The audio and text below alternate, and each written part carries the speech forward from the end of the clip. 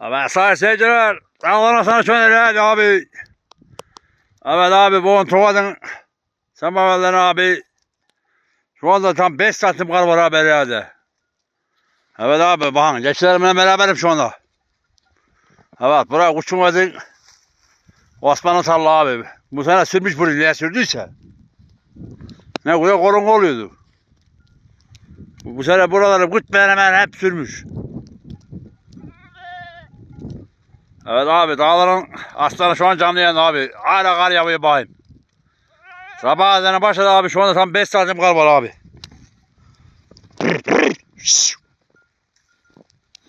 Ay.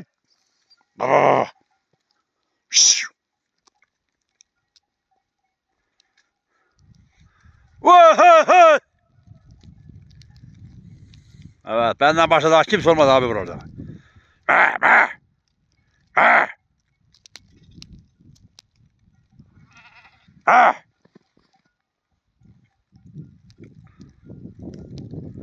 Artık dağlar bağa kaldı abi. Çamları koyun dağları. O yanda abi var. Abi güvermez hele daha.